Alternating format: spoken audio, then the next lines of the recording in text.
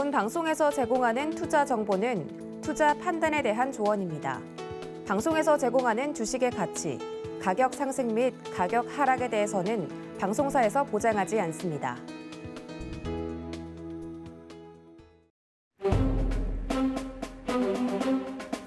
서경의 부장들 회의에 오신 여러분 환영합니다. 저는 방송부장을 맡고 있는 도부장입니다. 오늘 시장 그리고 이제 시장에 있는 이슈들에 대해서 저희 부장님들과 함께 이 회의 시간에 진행을 해볼 텐데요. 오늘만큼 회의에 참석하고 싶었던 적이 없었던 것 같습니다. 너무나 보고 싶었던 저희 부장님들 좀 불러봐야 될 것 같은데 한 분이 안 보여서 조금 아쉽네요. 일단 오늘 참석하신 부장님들 인사 먼저 드리겠습니다. 정보부장 최충성 부장님 그리고 산업부장 허반석 부장님 모셨습니다. 부장님들 어서 오세요. 안녕하세요. 안녕하세요. 네, 오늘은 테마 부장님이신 이 부장님이 어제 예고한 대로 또 일이 있으셔가지고 잠시 미국으로 출장을 갔다는 이야기를 들었습니다. 허위 사실을 또 공개했을 경우에는 뭐 그렇게 들었던 것 같아요. 아무튼 또 중요한 일이 있어서 잠시 회의는 빠지셨는데 저까지 오늘 못 올 뻔했잖아요. 그러니까 예고를 안 하셨는데 참 이게 저 오늘 회의 진짜 참석하고 싶었어요. 못할까 봐 얼마나 초조했는지 아시나요? 그래서 우리 부장님들이 너무 보고 싶었다. 보고 싶으셨죠, 저? 시장 이야기 예. 하도록 하겠습니다. 자, 시장 봅시다. 알겠습니다. 저희 보고 싶었던 부장님들과 함께 오늘 회의도 좀 이끌어가 볼 텐데 노란톡 늘 열려 있다는 말씀을 드리고 들어가도록 하겠습니다. 문자샵 0082번으로 부장님들 불러주시면 노란톡 함께 할 수 있는 방법 안내를 해드릴 테니까요. 오늘은 정보부장님과 산업부장님 두 분 모시고 회의를 진행하는 만큼 좀 더 심도 있게 다룰 수 있을 것 같습니다. 많은 참여와 시청 부탁드린다는 말씀 전해드리면서 시작을 해보도록 하죠. 오늘의 발제자는 최충성 부장님으로 알고 있어서 시장도 좀 먼저 물어볼까 합니다. 뭐 시장에 대해서 이야기들이 있지만 내일 한국은행 금통위 앞두고 관망 심리가 좀 짙었다 이런 이야기들이 나오고 있는데 실제로 우리 시장 어땠나요? 네, 일단은 뭐 한국은행 금통위 관련돼서 뭐 내용을 좀 체크해 보실 필요는 있다. 특히 이제 뭐 금리 인상이 뭐 진행이 될 것이다라고 보는 관점이 많기 때문에 저도 뭐 될 것이다보다는 해야 된다라는 입장이기 때문에 어쨌든 그런 부분에서는 이제 금융 관련주 지속적으로 좀 체크해 보실 필요가 있고 사실 오늘 시장 같은 경우에는 뭐 금통위 관련해서 이슈로 조금 뭐 시장이 좀 지지부진한 그런 모습을 보였다기보다는 그 전반적인 이제 글로벌 증시 미국의 금리 인상과 관련된 부분 어제에 이어서 오늘도 그런 모습들이 좀 나오고 있다. 그리고 이제 코로나 확진자 수가 좀 증가를 많이 했어요. 국내 같은 경우 4,000명을 좀 넘었다고 하고 있는데 큰일입니다. 어쨌든 그 유럽의 뭐 재봉쇄나 뭐 이런 것들 이야기도 계속적으로 좀 나오고 있는 가운데 국내에도 이런 부분들이 좀 나오면서 확진자 증가로 인해서 오늘 뭐 진단키트나 이런 부분들 수급적으로 아침에 순환이 굉장히 좀 빠르게 돌았던 것 같습니다. 뭐 자율주행도 올라갔다가 5G도 올라갔다가 4,000명 증가했다고 하니까 뭐 제약바이오도 올라가는 그런 모습이 보였는데 어쨌든 그런 굉장히 좀 혼잡한 그런 상황이었다. 우르르 좀 몰려다니는 그런 상황이었는데 어쨌든 다른 부분보다는 오늘은 이제 수급적인 측면에서 기관 매수가 좀 굉장히 좀 아쉬웠다라고 좀 말씀을 드리고 싶어요. 사실 아침에 시장이 그렇게 나쁘진 않았거든요. 장 출발하자마자 나쁘지 않았는데 기관들이 사주질 않습니다. 왜 그럴까요? 뭐 일을 하기 싫은 거죠. 이런 시장에서 차익 실현하고 있었는데 또 일을 하기 어쨌든 뭐 최근에 이제 금융투자 물량이 좀 많이 들어왔다가 오늘 좀 많이 나갔어요. 근데 이 부분이 저는 좀 아쉬웠어요. 만약에 조금 더 끌어올렸다가 사줘서 올려서 이제 좀 던졌으면 어땠을까? 그랬으면 하필 왜 오늘? 어쨌든 뭐 빠질 자리는 빠질 그 모습이었는데 오늘 빠진 건 좀 조금 아쉽다. 타이밍이 아쉽다. 말씀을 드리고 싶고 어쨌든 굉장히 좀 혼재하고 변수는 많은 그런 시장이에요. 살얼음판을 좀 걷고 있다라고 말씀드리고 싶은데 너무 그렇게 뭐 긴장하실 필요 없고 차분하게 그냥 매매하시는 것만 하시면 좀 좋지 않을까라고 말씀을 드리겠습니다. 네, 저희 정보부장님께서 차분하게 하면 된다라고 하시니까 약간 신뢰가 안 가는데 차분해도 괜찮은 거. 아니 자주 시장 이야기하시면서 화를 내시잖아요. 네. 이렇게 차분하게 하면 되는 거죠? 차분하게 하면 됩니다. 시장 방향과 반대로. 시장과 반대로. 시장이 들쑥날쑥하니까. 항상 말씀드리는 게 그 템포를 시장 템포의 반대로 좀 맞추시면 돼요. 그러니까 순환이 좀 빨리 도니까 나는 오히려 천천히 느긋하게 해야지. 제가 좀 청개구리 기질이 있어서 그런지 모르겠는데 어릴 때부터 좀 주식할 때부터 그랬거든요. 근데 시장이 빨리 움직이면 저는 오히려 왜 이래? 이러면서 천천히 움직이고. 근데 그게 잘 먹히던가요? 네. 오히려 천천히 움직이면 전 빨리빨리 종목을 찾았거든요. 어쨌든 그런 관점에서 지금 그게 좀 필요하지 않을까. 자기 템포를 좀 유지하는 게 일단 중요한 포인트라고 생각합니다. 네, 오히려 이게 투자 포인트가 될 수 있겠다. 투자 팁이 될 수 있겠다. 시장이 너무 어지러울 때는 평정심을 유지하는 게 중요하고 또 시장이 지지부진할 때는 나름 또 강하게 빨리 움직여요. 빨리 움직여야 되는 타이밍은 따로 있다. 근데 일반적으로 거꾸로 하시죠. 네, 그러니까요. 그게 문제인 것 같아요. 네. 그래서 저희 부장님들과 함께 좀 같이 시장 대응법을 가져가야 되지 않을까 싶은데 저희 부장님들과 함께 하고 싶으신 분들 저희가 늘 노란톡 열어두고 있으니까요. 문자 샵 0082번으로 부장님들 불러주시면 함께 할 수 있는 방법 저희가 소개를 해드리고 있으니까 참고 부탁드립니다. 자, 그렇다면 오늘 좀 준비해 주신 오늘의 이슈가 또 있다고 해서 네. 그 전에 우리 산업부장님께도 여쭤보라고 제가 지시를 급하게 받았어요. 오셔가지고. 네. 급하게 오셔가지고. 지시를 받았어요. 네. 저 오늘은 진짜 대본에 충실하게 할 거기 때문에 예. 대본 충실형으로 가도록 하겠습니다. 알겠습니다. 일단 우리 저는 이거를 좀 물어보고 싶었어요. 금리 인상을 어쨌든 우리가 선제적으로 할 테니까 네. 금융 섹터를 봐야 되지 않겠느냐. 뭐 이런 이슈부터 이런 걸 좀 그럼 저희 산업부장님께 여쭤보도록 하죠. 이제 시장의 관심이 내일 있는 한국 금통위에 몰려 있는데 네. 대부분 채권투자협회 그리고 금융투자협회에서 12월 채권시장 지표를 그다음에 컨센서스를 했습니다. 채권 보유 및 운용 관련자 종사자 100명에게 12월 금통위에서 금리 인상을 할 것인가 하느냐 안 하느냐를 설문을 했을 때 100명 중 90명이 금리 인상할 것으로 전망한다라고 대답을 했습니다. 대부분 우리나라가 먼저 선제적으로 금리 인상을 할 것이다라고는 다 알고 있는 사실입니다. 여기서 이제 해외 투자자들이나 이제 투자자의 시선으로 더 궁금한 것은 내년 상반기에 아니면 내년이 시작해서 이 금리 인상을 몇 차례 더 할 것인가. 네. 그리고 그 위원들 중에 누가 호의적이고 누가 맨지 비둘기인지 이런 부분들의 모습들이 어떻게 엇갈리는가도 궁금해하고 있고 결국 이번에는 금리 인상을 한다라는 것이 대부분의 비유입니다.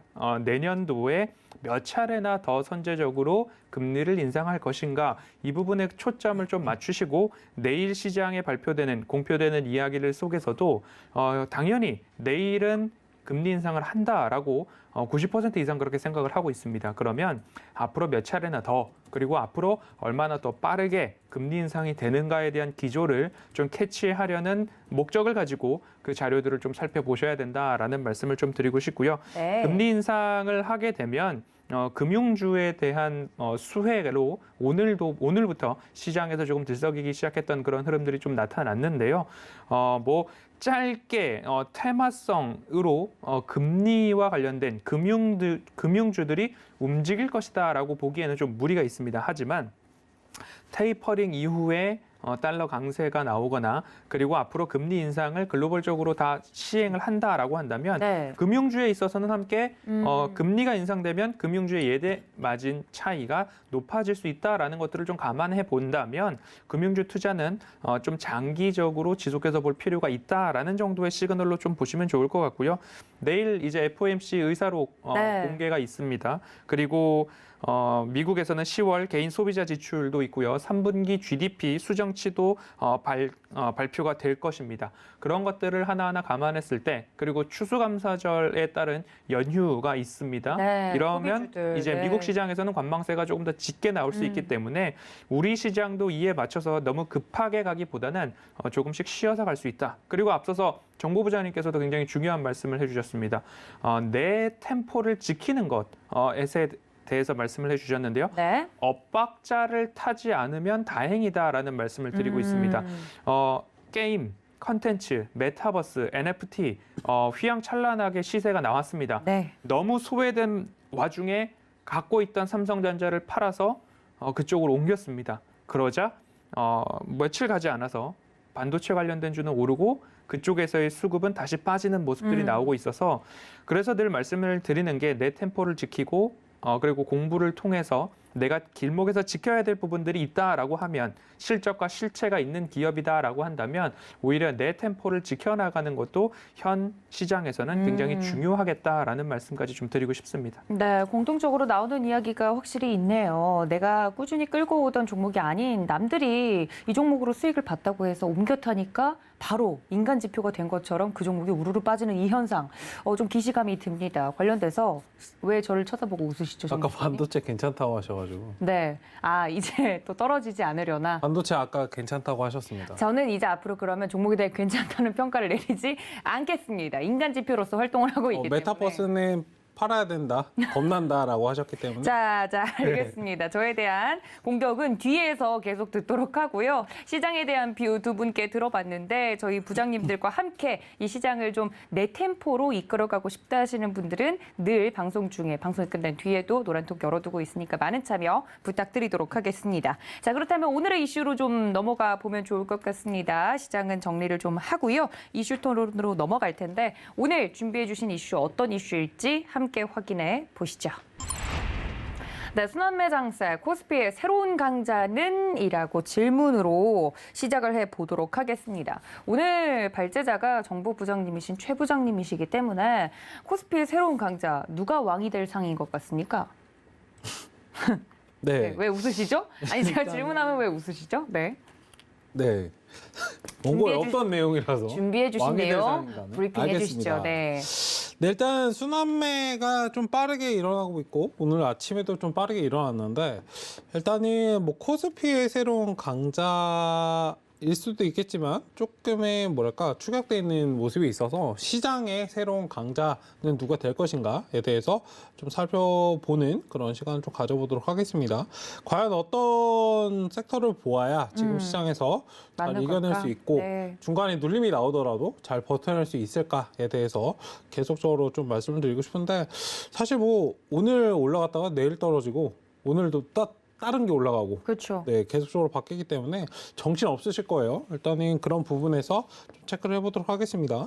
첫 번째로 이제 살펴봐야 될 게 최근에 이제 메타버스나 NFT, 뭐 게임 관련주는 끝인가에 대해서 굉장히 이제 겁먹으시고 아마 질문도 많이 하실 겁니다. 종목 상담이나 이런 것도 많이 하실 텐데 과연 정말 끝난 것인가에 대해서 좀 말씀을 드리고 싶고 그럼 만약에 이게 끝났다라고 생각하시는 분들은 추후 주도할 섹터에 대해서 한번 잘 생각을 해보시면 돼요. 사실 끝났을까? 팔아야 될까?라고 생각을 하시는 분들은 한번 잘 생각을 해보시면 좋을 것 같은데 과연 지금 반등이 나오는 섹터들 뭐 최근에 이제 반도체도 강하게 상승이 나왔고 네. 오늘 이제 리비안 관련돼서 2차전지도 좀 강하게 거의 장 끝나가는 와중에 저는 최근에 좀 계속적으로 체크를 해보고 있긴 했었는데 오늘 갑자기 튀어오르다가 뭐 에코케 같은 경우 상한가 달성을 했다가 뭐 그러니까요. 상한가를 좀 풀어내는 그런 모습을 보였는데 어쨌든 2차전지 관련 이 다음 주도 섹터로 자리 잡을지 아니면 오늘 아침에도 이제 메타버스 관련돼서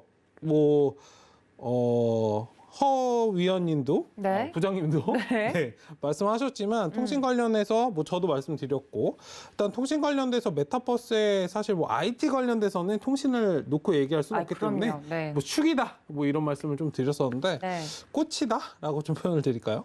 어쨌든 5G 관련해서도 오늘 이제 메타버스의 인프라에 뭐 최대 수혜를 좀 얻을 수 있는 그런 업종이다라고 하면서 상승이 좀 강하게 나왔어요. 뭐 기존에 좀 많이 손실을 보시고 굉장히 좀 고난의 시간을 가지셨던 분들에게 좀 네. 살짝 희소식이었을 텐데 어쨌든 5G가 과연 추후 시장을 상승 이끌어갈 수 있을까에 대해서 좀 지켜보도록 하겠고 코로나 확진자 오늘 치료제 뭐 진단키트나 이런 부분들도 좀 상승이 나왔기 때문에 확진자가 증가를 했잖아요. 사실 이 부분도 뭐 한 번에 우리도 이제 작년부터 좀 많이 경험을 했기 때문에 그렇죠. 사실 확진자가 이렇게 확 증가를 해버리면 한 번에 잡을 수가 없다는 건 좀 이해를 하실 거고 그럼 관련해서 섹터가 상승을 할 수 있을 것인가 계속적으로 좀 이끌어갈 수 있을 것인가 여기에 대해서도 좀 살펴보는 시간을 가져보도록 하겠습니다. 뭐 네. 대체적으로 뭐 진단키트나 기존에 이제 단기 수익 관점에서는 접근해서 뭐 짭짤하게 수익 내시는 분들도 계실 텐데 대부분 이제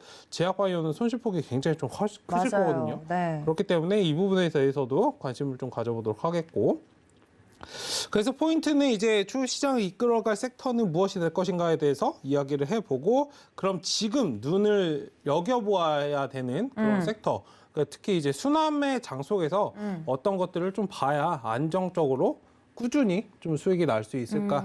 사실 이게 핵심 포인트이기 때문에 일단 오늘 발제를 한 이유에 대해서 설명을 드렸습니다. 네, 사실 최근 시장이 개인 투자자분들에게는 굉장히 어려운 난이도를 좀 보여주고 있지 않나라고 개인적으로 생각합니다. 아까 허 부장님이 살짝 이야기해 주셨지만 나 빼고 메타버스 관련주 다 갖고 있는 것 같아서 반도체 너무 하락폭이 크길래 정리하고 메타버스나 NFT로 갈아탔더니 그때부터 또 약간 지금 주춤하는 모습을 보면서 내 선택이 또 틀렸나라고 고민하시는 분들도 물론 많으실 거고요. 시장에 대해서도 코스피 지금 반등으로 봐야 되냐 아니냐 뭐 이런 것부터 그러면 그 안에서 살아남으려면 무슨 섹터 봐야 되는지까지 좀 오늘 두 분 모시고 정보부장님 그리고 산업부장님 계시니까 큰 축에서 좀 이야기를 나누어 볼까 합니다. 일단은 뭐 코스피 반등 시점일까에 대해서는 두 분의 의견이 좀 궁금하거든요. 왜냐하면 그 유튜브 채팅창에서도 올라왔어요. 지금 시장 반등으로 봐도 되냐. 왜냐하면 제가 또 본 바에 의하면 자본시장 연구원이 내년 코스피 지수 최대 3,350포인트까지 오를 것이다. 뭐 이런 전망들도 나오고 있는 상황이라 일단 시장에 대해서는 두 분의 뷰가 어떻게 갈리는지 궁금하네요. 허반석 위원님. 네, 부장님. 일전에도 코스피 반등으로 보아야 하는가에 대한 질문을 받았을 때 우리 서경희 부장들 세 부장님들의 의견이 뭐 저는 동그라미였고요. 어떤 분은 세모도 있었고요. 어떤 분은 아니다라는 분들도 있었는데 시장에 대해서 말씀을 드릴 때에 위에 있는 차트는 코스피입니다. 그리고 아래에 있는 차트는 코스닥이고요. 제가 늘 차트상 저위험 구간에서 매수를 하자라고 말씀을 드리면서 추세선을 긋는데요. 이 추세선을 일시적으로 이탈한 적은 있지만 이 추세선을 강하게 뚫고 내려갔던 적이 현재까지는 없더라. 그렇기 때문에 이 추세선을 지켜줄 것입니다라는 이야기를 가장 아랫단까지 차트가 내려왔을 때에도 좀 과감히 말씀을 드렸고요. 그 이후에 시장의 수급들이 조금 개선이 되면서 이 차트상 지지선들을 지켜나가고 있는 그런 흐름들이 나오고 있습니다. 코스피의 월봉 차트입니다. 이제 5개월 연속 음봉을 그릴 것인가 아니면 마지막 주 11월 마지막 주에 그래도 양봉까지는 올려놓고 끝날 것인가. 현재는 4개월 연속의 하락이었고 이제 십자에서 조금 더 올라온 2,994포인트를 좀 찍고 있는 코스피의 월봉 차트 모습입니다. 이런 것들을 좀 보셨을 때에 코스피가 아무리 많이 떨어져도 2,900이겠구나라고 생각을 해보시면 어떨까라는 말씀을 드리고 싶고요. 그래서 제가 말씀드렸던 게 끊임없이 쉬지 않고 올라가는 주식도 없고 끊임없이 쉬지 않고 내리는 주가 지수도 없을 것이다. 흔들리지 않고 피는 꽃이 없듯이 흔들리지 않고 가는 주식도 없더라. 그래서 주가 지수도 이제 반등에 대한 부분들이 강한 지지선들이 조금 나오고 있다라고 보시면 좋을 것 같고요. 그 중에서도 외국인 수급들이 좀 강하게 들어오고 있습니다. 네. 코스피 외국인 4거래일 연속으로 순 매수를 하고 있고요. 최근 코스피 10거래일 중에 하루만 제외하고 9거래일 순 매수를 이어오고 있는 모습입니다. 네. 올해 삼성전자 개인 순 매수가 35조를 넘어가다가 11월 달에 들어서면서 11월 1일부터 12일까지 약 1조 2,200억 원 이상을 매도하는 형국이 현재 삼성전자의 수급 상황입니다. 네. 그러면 500만 명 이상의 개인 투자자분들께서 그간 잘 버티시다가 혹은 아주 좋게 앞자리가 6으로 시작할 때 매수를 했다가 네. 7만 5천 원 언저리에서 매도를 하신 분들도 분명히 곳곳에 계실 겁니다. 그런데 개인이 매도하니까 주가가 가더라라는 속설은 이번에도 좀 적중을 한 모습이라서 이 부분들이 좀 안타깝기 때문에 늘 방송을 통해서 말씀을 드리는 부분이 네. 삼성전자는 좀 아끼자라는 말씀을 한 번 더 드리고 싶고요. 그리고 얘기가 나온 김에 시장에서 네. 지금은 코스닥 분봉으로 추세선을 좀 그려놨는데요. 네. 시장에서 내 계좌를 가장 빠르게 망가뜨릴 수 있는 방법은 사실 파란색 네모에서 매수를 하시고 빨간색 동그라미에서 매도를 하면 이거 두 번만 반복하면 계좌는 그대로 다 사라질 수 있습니다. 완전한 청개구리네요. 그렇습니다. 네. 그래서 늘 말씀을 드리는 게 주의와 용기를 병행해야 하는 11월이라는 말씀을 드렸습니다. 그러면 용기를 내야 할 때는 빨간색 동그라미가 용기를 내야 할 구간이고요. 파란색 네모는 내가 포트폴리오에 갖고 있는 종목들 중에 압축해야 할 종목이 있는가, 그리고 내실화해야 할 종목이 있는가, 결국 내가 내년 상반기까지 안 가져가고 싶은 종목이 있다면 파란색 네모에서 주의를 기울여서 현금화 전략을 반복했어야 하는 11월이었다라는 말씀을 다시 한번 드립니다. 그래서 빨간색 동그라미에서는 용기를, 파란색 네모에서는 주의가 필요했던 시장이었다라는 말씀을 드리면서 아무리 내려가도 코스피는 2,900, 코스닥은 990포인트 다시 내려오더라도 강한 지지선으로 작용할 것이다라는 말씀으로 시장을 정리해 보도록 하겠습니다. 네, 우리 허 부장님께서 큰 눈으로 그 위아래 선을 조금 지지선과 또 천장을 이야기를 해주셨으니까 이 안에서는 크게 변동성이 뭐 없을 것. 이 위아래를 깨는 그 건 없을 안에서 것이다. 변동이 나오는데 변동이 나오더라도 2,900과 990포인트를 네. 지켜줄 것이다. 위아래 그런데 그거를 지지선은 지지해 준다. 반대로 하지는 말자. 그러니까요. 이게 주의와 용기를 반대로 거꾸로 하면 정말 계좌가 순식간에 그렇죠. 사라질 수 있다라는 이야기와 더불어서 일단 시장의 위아래 선을 저희가 확인을 했으니까 허 부장님이 확인을 해주셨으니까 외국인과 기관 수급 이야기가 나와서 말인데요. 외국인들은 어떻게 개인들이 팔 때를 귀신같이 골라서 다시 또 매수를 하는지 최근 반도체 동향만 봐도 그럴 것 같은데 이 외국인과 기관이 호시탐탐 노리고 있는 부분이 또 어딘지 수급을 좀 우리 정보 부장님이 더 자세하게 봐주시면 좋을 것 같아요. 네, 일단 뭐 수급적인 부분은 최근에는 뭐 코스피는 뭐 추세적으로 이제 반등 시점일까라고 말씀하셨는데 아직도 저는 이제 코스피는 반등 시점은 아니다라고 좀 더 말씀드리고 보수적으로. 싶고, 네, 박스권이다라고 말씀드리고 싶고 코스닥은 반등을 했는데 일단 단기적으로 추세는 좀 전환을 했습니다. 살짝 눌리긴 했지만 오늘 잘 지지받고 좀 올라왔고 코스닥은 이제 괜찮은데 이제 코스피는 아직은 좀 지켜보셔야 된다. 뭐 기술적으로 분석을 잘 해주셨고 하시는 것도 맞다라고 생각하지만 저는 그래요. 사실 차트보다 차트 밖에서 많이 좀 공부를 하시라라고 말씀드리는데 지금 이제 기술적인 부분이 그렇게 의미가 있는 시장일까? 그러니까 심리적인 부분을 조금 더 생각을 해야 되지 않을까라고 좀 생각을 하는 그런 편이고 일단 보셨을 때 그냥 냉정하게 보세요. 시장이 상승했으면 좋겠다라고 생각하는 내 그 바램을 여기에 대입하실 게 아니고 시장이 상승하려면 명확한 상승 이유가 있어야 됩니다. 떨어질 때도 떨어진 이유가 있어요. 근데 조금 뭐랄까요? 확률적으로도 하락할 가능성이 훨씬 많습니다. 왜냐하면 주가가 떨어질 때는 이유를 한 가지만 대면 되거든요. 그러니까 상승에 대한 이유는 여러 가지를 갖다 대면 됩니다. 과연 근데 지금 시장에서 갖다 댈 이유가 많을까?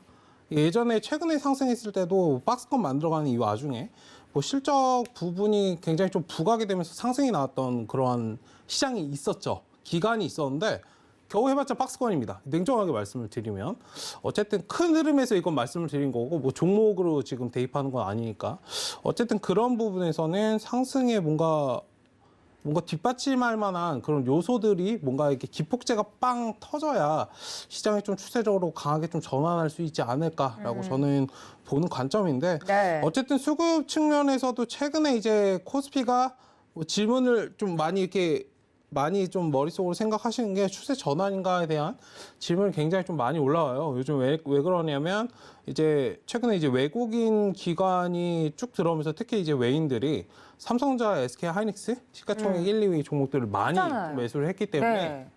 그렇게 생각을 하시는데 과연 이게 어디까지 갈 수 있을까에 대해서 한번 잘 생각을 해보셔야 되고 지금 오히려 외인들은 매수를 하는데 버티다 이제 던지시는 분들 굉장히 많거든요. 아까 그런 분들 엇박자 많죠. 탄다라고 네. 말씀하셨는데 지금 딱 그 포지션대로 옮겨오고 막상 이제 마음 먹은 것처럼 갔는데 상승이 나지 못하고 계속적으로 순환매가 이제 매매 패턴이 꼬이게 되면 다시 삼성전자를 사야 될 것 같은데 라고 해서 다시 이제 돌아오시게 되면 너무 많이 그때 가서 올라있죠. 이제 외국인들 또 팔고 나올 거란 말이에요. 네. 네, 그런 패턴에서 반도체 관련주는 제가 이번 주에 말씀드렸지만 뭐 길어봤자 이번 주 정도.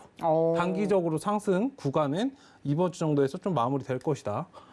왜냐하면 딱 심리적으로 흔들리기 딱 좋은 타이밍이에요. 그래요? 이번 주가. 네. 일단은 그런 부분들 좀 보시면 좋을 것 같다. 어쨌든 지금은 오늘 같은 경우 이제 기관 수급이 굉장히 좀 부재한데 네. 지금 뭐 외인들이나 기관들이나 정말 시장이 상승할 거고 정말 좋다면 적극적으로 뭔가 매수세가 들어오지 않을까.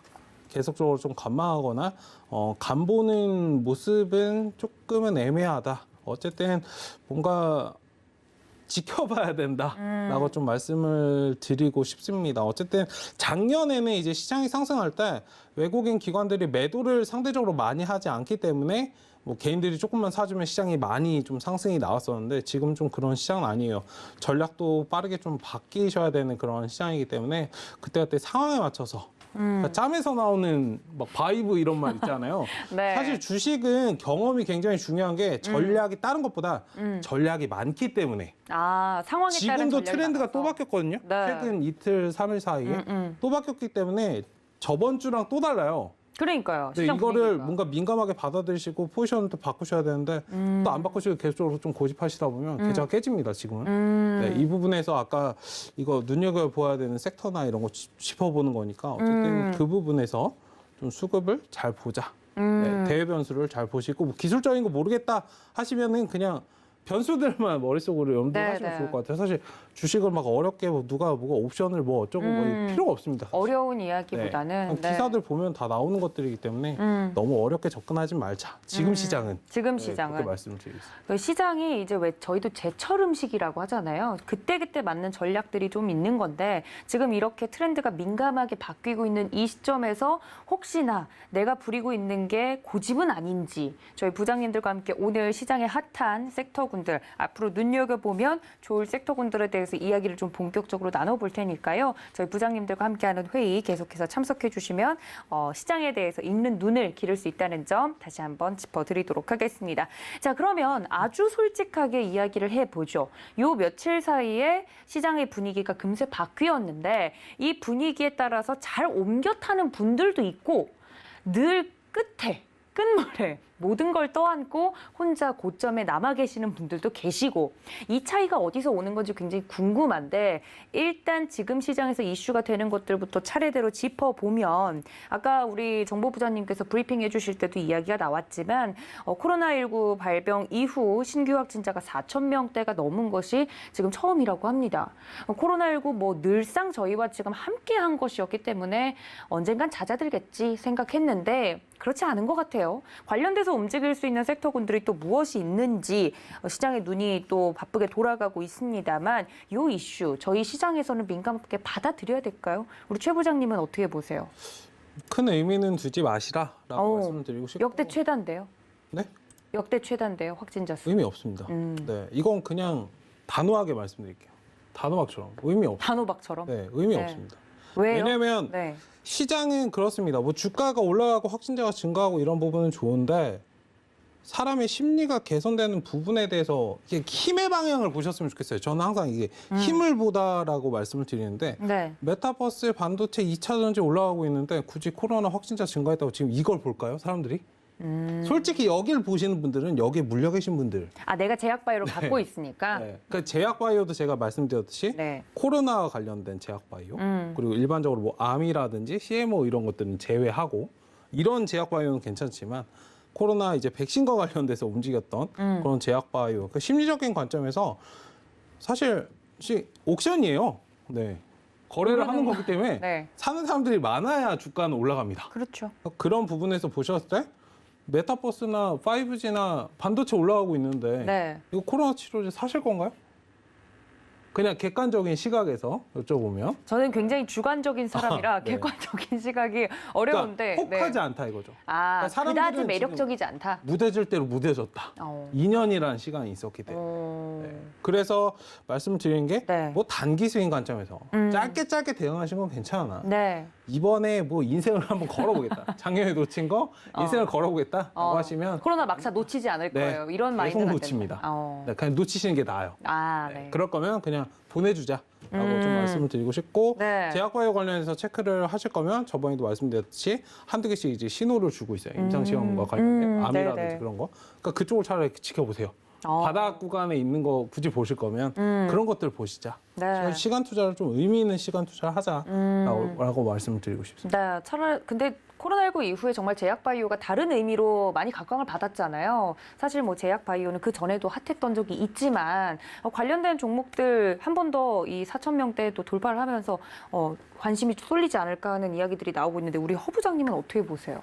네, 뭐 시젠이나 뭐 SD 바이오센서나 코로나 진단 키트 관련된 부분에 있어서 슈팅이 좀 나왔던 오늘이었고요. 네. 그리고 음압병실 관련된 주도 좀 슈팅이 나왔던 그런 흐름들이 있었습니다. 저는 조금 다르게 늘 말씀드리는 게 실적을 보시고 그 기업의 실체가 있는가 확인하셔야 된다라고 말씀을 좀 드리고 있거든요. 기술과 실적이 나오는 기업인데 시장의 상황에 따라서 일부 소외가 되어 있다. 그런데 그 기업이 정말 실적과 실체가 확인된 기업이고 매출액과 영업이익이 양의 성장을 올해 내년 후년도까지 이어가거나 아니면 이제는 4분기와 내년 1분기를 준비해야 되는 시기이기 때문에 턴어라운드를 준비하고 있거나 네. 실적이 대폭적으로 증가하고 있거나 영업이익률이 높게 준비되고 있는 기업이다라고 한다면 차라리 내가 이 기업의 적정 주가를 10,000원으로 생각하고 10,000원에 샀는데 그 기업이 9,500원, 9,000원, 8,000원까지 시장에 주목을 받지 못해서 가격이 저렴해지고 있다라고 한다면 오히려 더 사는 게 현명한 판단이 아닐까 싶습니다. 왜 그런가 하면 네. 실적과 실체가 있다라고 한다면 기업은 이윤 추구가 제일의 목적이기 때문에 언젠가는 올라온다라는 부분으로 좀 보시면 좋을 것 같습니다. 네. 그래서 좀 전에도 말씀을 드렸듯이 청개구리처럼 저점에서 매도하고 고점에서 매수하는 것들을 반복하지 않기 위해서는 저는 늘 스터디, 공부를 해야 된다라는 말씀을 좀 드리고 있는데요. 네. 그러면 이전에 제가 한번 발제를 드렸던 리오프닝 섹터로 한번 돌아가 보시죠. 그러면 리오프닝 섹터에서 제가 말씀을 드렸던 부분들이 뭐 주류, 이제 외식 회복과 식당의 영업 제한 해제에 따라서 하이트 진로, 그리고 이마트, 그리고 더 나아가서 해외여행이 자유로워진다면 면세점 관련된 부분까지도 좀 말씀을 드렸는데요. 지금 시장에서 굉장히 소외돼 있습니다. 그런데 그 기업들이 매출액과 영업이익이 지금은 조금 침체돼 있지만 앞으로 폭발적으로 늘어날 수 있다라는, 그리고 시장 점유율이 평균 이 정도는 되었다라는 것들을 꼼꼼하게 살펴보시고 공부가 되어 있다면 지금 내가 이 추세 저점에서 매도를 할 건가, 거기에 대한 판단을 하는 근거로 좀 작용이 될 것 같습니다. 그래서 진단 키트주로 돌아가면 네. 코로나19와 독감을 동시에 진단할 수 있는 FDA 승인을 준비 중인 기업들도 있는 것으로 알고 있습니다. 그러한 것들을 포함해서 하나의 이 시스템을 가지고 여러 가지를 진단할 수 있는 기술력이 있는가, 이런 것들도 한번 공부를 해보시면 좋을 것 같고요. 네. 리오프닝 관련해서도 마찬가지로 이 기업이 다른 면세점보다, 이 기업이 다른 대형 마트보다, 이 기업이 다른 주류 업체보다 더 나은 게 무언가, 시장 점유율 1위 뭐 이런 거 갖고 있는가, 이런 것들을 보셨다라고 한다면 추세 저점에서 매도하는 일은 조금 피할 수 있지 않을까라는 시점에서 실체와 실적, 기술력이 있는 기업인가를 꼼꼼히 살펴보아야 한다라는 말씀 좀 드리겠습니다. 네, 코로나19 확진자 이슈와 더불어서 살펴볼 만한 섹터군들, 그중에서도 저희 허 부장님께서 이야기를 해주셨던 건 기술과 실적이 나온다면 그 종목은 괜찮다. 청개구리처럼 그 좋은 종목들을 혹시나 저점에서 매도하는 실수는 없기를 부탁을 드리면서 관련돼서 다루었던 이슈들이 머릿속에 여러분들 좀 지나갈 겁니다. 관련돼서 저희가 종목도 드렸었고요. 그 전략이 조금 더 궁금하다 하시면 노란톡 늘 열어두고 있으니까 언제나 우리 시청자분들은 환영이니까요. 지금 바로 노란톡 들어오시면 될 것 같고요. 자, 이렇게 코로나19 확진자 수 이슈는 잠깐 마무리를 하고 다음 이슈로 넘어가자면 5G 얘기해야 돼요. 저 오늘 여러 이제 단톡방이 있지 않습니까? 저도. 근데 거기서 이제 주식 투자를 하시는 분들이 난리가 난 거예요. 5G 갖고서 물려 계셨던 분들이 드디어 우리가 빛을 본다 라면서 쾌재를 부르시는데 약간 슬픈 게 그렇게 많이 올라왔는데, 오늘 올라왔는데도 아직 손실 구간이다. 그렇죠. 핍박 섹터였어요. 네. 아니 5G 당연히 메타버스 좋다, NFT 좋다, 뭐 증강현실 좋은데 그게 다 되려면 빠른 인터넷 속도가 기본인데 왜 5G 안 가는 거야? 하고서 너무 답답해하시는 분들이 많으셔서 더불어서 이재명 후보의 제1 공약도 발표가 됐는데 디지털 대전환 공약을 걸었다고 하죠. 일단 다음 세대는 무조건 디지털화가 보편화된 세대일 거기 때문에 5G 드디어 빛을 보나 혹은 통신 관련주 볼만한가에 대한 이야기들도 오늘 시장에서 뜨겁게 나왔습니다. 관련돼서 우리 두 분의 의견 들어볼게요. 일단 통신주 관련돼서는 저희 이슈로도 다뤘었죠, 부장님? 네, 발제 주제로서 통신 장비주를 콕 집어서 말씀을 드렸었고요. 네. 통신 장비주가 쉴 만큼 쉬었다라는 말씀은 어디서나 들을 수 있었습니다. 그런데 통신 장비주가 왜 필요한가에 대해서 말씀을 좀 드렸죠. 뭐 메타버스, AI, 자율주행, 그리고 프라이빗 5G망 같은 경우에도 모두 다 5G 통신 장비가 필요하다라는 말씀을 드렸고요. 통신 관련된 이야기들을 하다 보니까 KT가 먹통이 되는 사건도 좀 있었던 기억이 그랬죠. 새록새록 네. 떠오르고 있습니다. 이재명 후보의 1호 공약이 발표가 됐는데요. 디지털 전환을 위한 3대 물적 인프라 구축이라고 제목이 하나 달려 있고요. 사물 인터넷 클라우드 5G, 6G 물적 인프라 구축에 대한 한 꼭지와 5G 전국망 조기 구축 지원을 하겠다. 5G 민간 특화망 도입 지원하겠다. 6G 위성통신기술 연구개발 지원하겠다라는 대제를 좀 갖고 있었습니다. 그리고 나서 이제 메타버스 수혜주로서 5G 이야기가 나오고 있는데 네. 왜 메타버스와 5G를 연결시킬 수 있느냐? 결국엔 뭔가 XR 기기를 우리가 눈에 쓰고 뭔가를 보는 세계가 이제 메타버스, 가상현실 세계를 뛰어넘은 XR이라고 이야기를 하는데요. 네.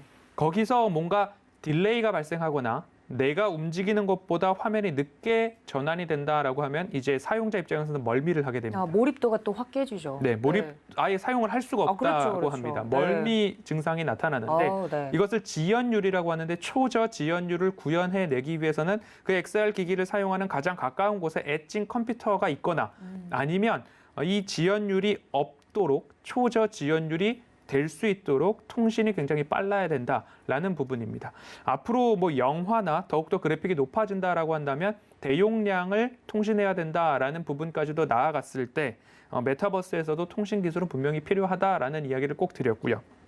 그렇기 때문에 통신 장비 섹터가 지금 완연한 반등인가 아니면 일시적 반등인가에 대해서는 결국엔 누가 더 살아남느냐에 따라서 옥석 가리기가 진행될 것입니다. 그래서 늘 말씀을 드리는 것은 여기서도 마찬가지로 실적과 실체가 있고 이 기업만의 특화된 기술력이 어디에 있는가. 이 기업은 기주기군가. 이 기업은 5G 기주국 함체인가. 아니면 이 기업은 트랜지스터인가. 아니면 광 트랜시버인가.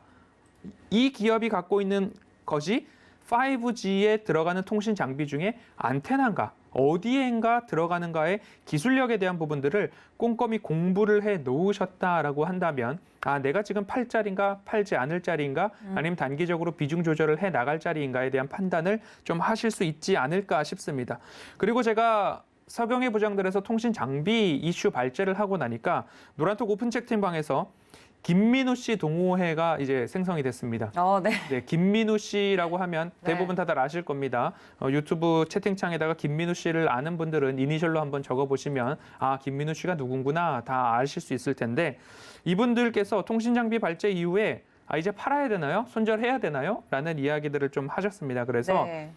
아니 여태까지 참았으면 KMW. 왜 최저 구간에서 매도를 해야 되냐 좀 기다려보자라고 해서 그분들께는 최소 20% 정도의 손실을 축소해드리는 기적의 노란톡 오픈방이 지금 되어 있습니다. 그래서 네. 김민우 씨 동호회가 같이 힘을 내고 있는 부분들이 좀 계시다. 네. 뭐 67층에 있다. 뭐 이런 얘기들을 막 하고 계시는데 네.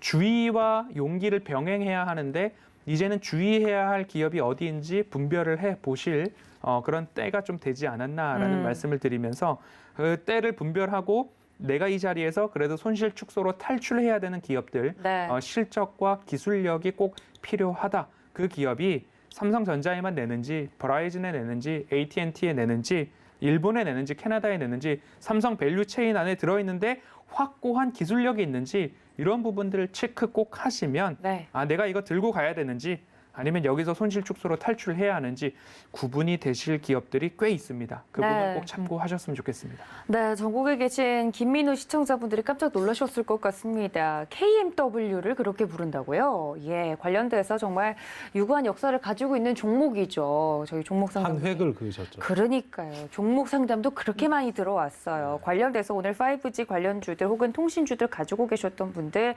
동향을 좀 살펴보셨을 텐데 사실 통신주 이야기를 하면서 저희 허 부장님이 또 종목을 하나 이야기를 해주셨었는데 그게 굉장히 잘 갔거든요. 왜 이야기 그건 안 하세요? RF 머트리얼즈? 뭐 다 같이 간 부분이기 때문에 오. 앞으로 제가 옥석 가리기에 대한 말씀을 좀 네. 드렸잖아요. 그러면 축포를 지금 터트리기보다는 5G에서 대장은 이제 누구였다라는 이야기가 어디서 좀 나올지 더 지켜보면 좋을 것 같습니다. 지금 RF 머트리얼즈 같은 경우에는 대바닥 구간에서 다시 좀 올라왔습니다. 그런데 워낙 가벼운 종목이다 보니까 이 대바닥에서 통신 관련된 장비주를 말씀을 드렸고요. 거기서 이제 상승이 나왔고 오늘도 함께 동반 상승이 나왔는데 워낙 가볍습니다. 그래서 앞으로 실적이 어떻게 나오는지 그리고 통신뿐만 아니라 군수 장비 관련해서도 좋은 기술력을 갖고 있는 기업이었기 때문에 보유하고 계신 분들이라면 내가 저점에 잡았다면 그래도 좀 가져가 볼만하지 않을까라는 부분으로 유튜브에 오시면 네. 다시 보기 영상들이 다 있으니까요. 그런 네. 거 보면서 다시 공부를 해보시면 조금 더 뭔가 뚜렷하게 나오지 않을까라는 말씀 드리겠습니다. 네, 자랑하지 않으시길래 제가 자랑하시라고 판을 좀 깔아드렸습니다. 아니 뭐 다 같이 오르더라도 상승률이 적었으면 이렇게까지 이야기하지 않았을 거예요. 저희 회의 시간에 나왔던 종목들 이야기도 좀 짚고 넘어가도록 하겠습니다. 아까 공약 이야기도 했던 게 사실 5G 기대감이 커지고 있는 게 정책 수혜주로서 이제는 다음 정부가 어떤 정부가 들어서든 이 이야기는 누구든 다 할 거라서 정책 수혜주가 되면 조금 더 길게 장기적으로 상승할 수 있지 않을까라는 기대감이 커져가고 있는데 여기에 대해서 최 부장님은 어떻게 생각하세요? 네, 일단은 뭐 아까 설명은 잘 해주셨는데 일단 뭐 사물인터넷이나 그런 것들과 관련돼서 뭐 빅데이터, 클라우드, 뭐 5G 그리고 보안 관련된 부분 좀 체크하시면 좋을 것 같고요. 뭐 교육 그리고 블록체인, 뭐 AI 관련된 그런 부분들도 좋을 것 같은데 일단 스마트 그리드 관련해서 이제 정책에 좀 수혜가 될 수 있는 부분을 보자면 이제 누리플렉스나 옴니 시스템 정도를 좀 체크하시면 좋을 것 같습니다. 어쨌든 지금 뭐 5G 최근에 이제 이재용 삼성전자 부회장도 이제 미국에 갔다 왔죠. 네. 갔다 오면서 이제 그 통신 관련된 이야기도 했어요. 일단 했는데 5G가 이제 코로나 때문에 굉장히 구축도 못하고 핍박을 좀 많이 받았죠. 네. 도쿄올림픽 원래 올림픽 딱 이후로 빵 터트려서 다 그럴라 그냥 했는데. 유럽부터 다 구축하려고 네. 그랬는데 그런 부분들이 좀 안 돼가지고 일단은 지금 뭐 5G에 기대하시기보다는 이제 뭐 6G 얘기가 나오고 있더라고요. 네. 실질적으로 하고 있고 하기 때문에 제가 근데 건너뛰고 한번 6G로 나오지 않을까요 하는데 그 우스갯소리로 하신 네, 얘기였죠. 그냥 저는 좀 진지했습니다. 그랬나요? 옆에서 네. 웃으시더라고요. 근데 진짜로 나오고 있죠. 네, 그러니까 네. 좀 무서워요. 어쨌든 6G 관련된 부분들이 이야기가 나오고 있기 때문에 관련된 부분들 뭐 5G가 굳이 아니더라도 뭐 같은 이제 통신망 그 구축하는 거에서는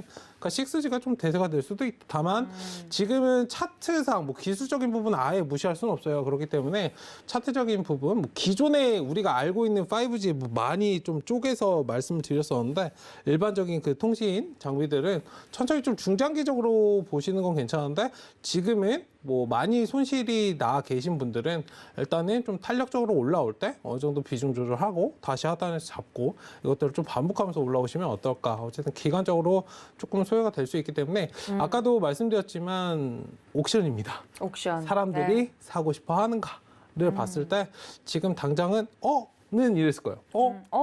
올라오네? 살아나나?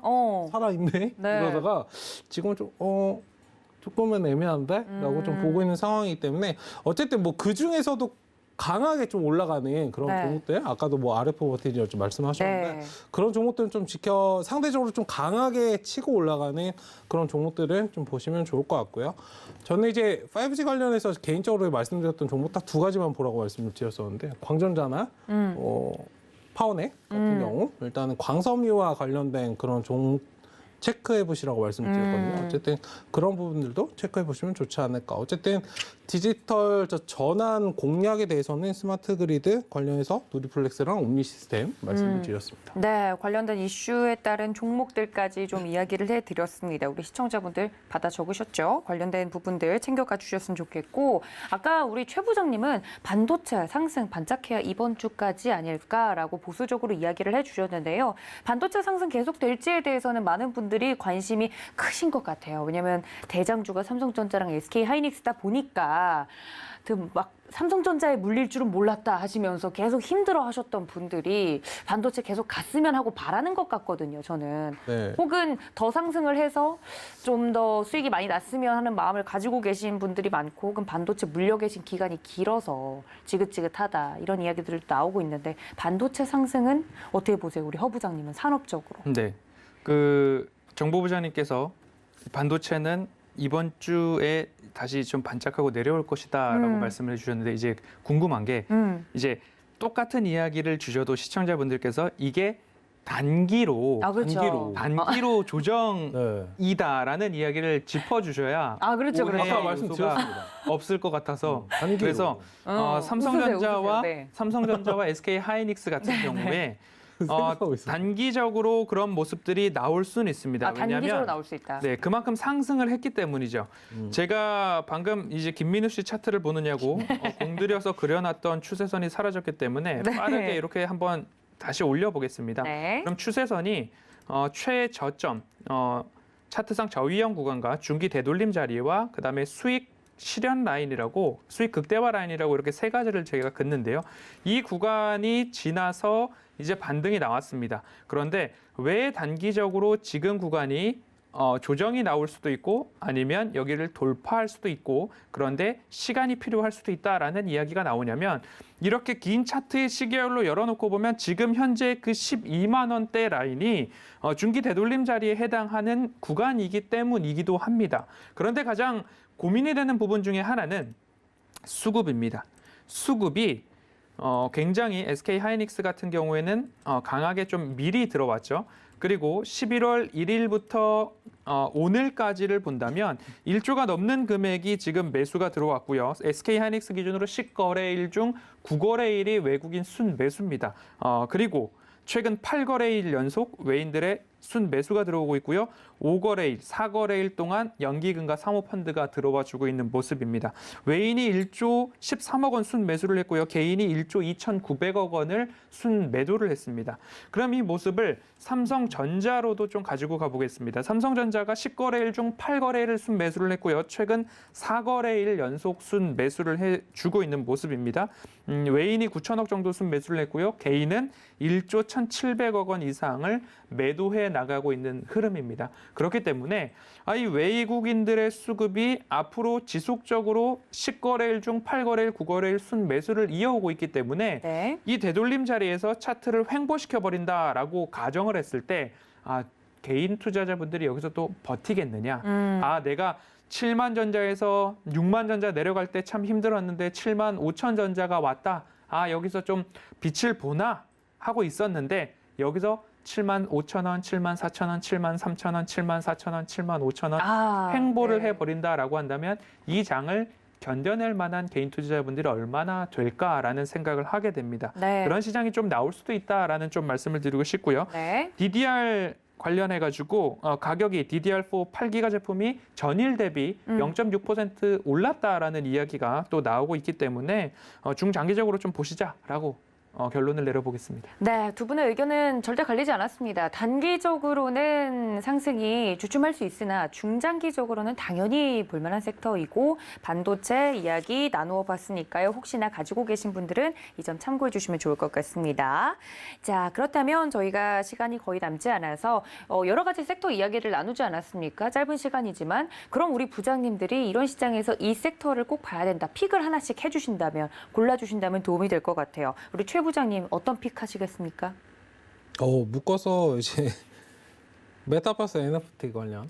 메타버스 NFT 볼만하다? 볼 수 있다? 보셔야 됩니다. 봐야 한다. 이거 안 가면 시장 빠집니다. 오, 그렇죠. 코스닥 시장이 그랬죠. 네. 그렇죠. 이거 안 가면 시장 빠집니다. 어쩔 시장을 수 올리기 없이라도 위해서라도. 가야 됩니다. 그러니까 시장에 어쩔 수 가길 없이. 바라는 분들은 무조건 봐야 된다. 네. 그리고 정책 관련된 뭐 아까도 뭐 누리플렉스나 옴니 네. 시스템 말씀드렸듯이 이제 정책 관련돼서 살짝 트렌드가 살짝 이제 다른 쪽으로 벗어나요. 기존 네. 부동산만 가다가 살짝 반대로 조금씩 이제 반응을 하고 있는 시점이기 때문에 그때그때 반응하는 정책 관련돼서 잘 체크를 해보자라고 말씀을 드립니다. 알겠습니다. 최 부장님의 픽은 메타버스 NFT 정책 관련 주고 우리 허 부장님은 어디 꼽으실까요? 그간 통신 장비 그리고 반도체 말씀을 드렸고요. 네. 그리고 내일 예고를 좀 드리자면 자동차 섹터를 말씀을 드릴 오. 겁니다. 그래서 저는 하나를 꼭 픽을 한다면 자동차 말씀드리겠습니다. 네, 자동차 꼽아주셨습니다. 우리 부장님들의 픽을 이렇게 들어봤는데 이 픽 중에 내 포트폴리오 내에 종목이 하나도 없다라고 하면 약간 불안해져 오실 것 같습니다. 그렇다면 노란톡 들어오셔야겠죠? 문자 샵 0082번으로 부장님들 불러주시면 함께할 수 있다는 점 알려드리도록 하겠습니다. 더불어서 12월에는 크리스마스 선물처럼 저희 서울경제TV 전문위원님들을 직접 만날 수 있는 시크릿 강연회 기획을 하고 있으니까요. 노란톡에서 서울경제TV 시크릿 강연회 검색을 하시고 들어오시면 된다는 점 알려드리도록 하겠습니다. 또 본 방송에서 제공해드린 정보는 투자 판단에 대한 조언일 뿐 해당 주식의 가치나 수익률을 보장하고 있지 않다는 점까지 알려드리면서 오늘 회의는 여기서 마치도록 하겠습니다. 함께 참석해주신 여러분 감사합니다.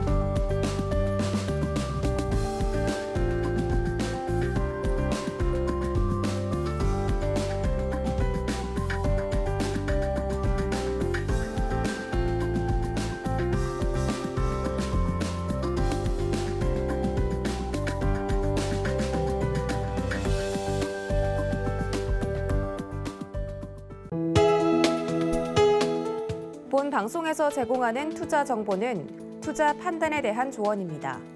방송에서 제공하는 주식의 가치, 가격 상승 및 가격 하락에 대해서는 방송사에서 보장하지 않습니다.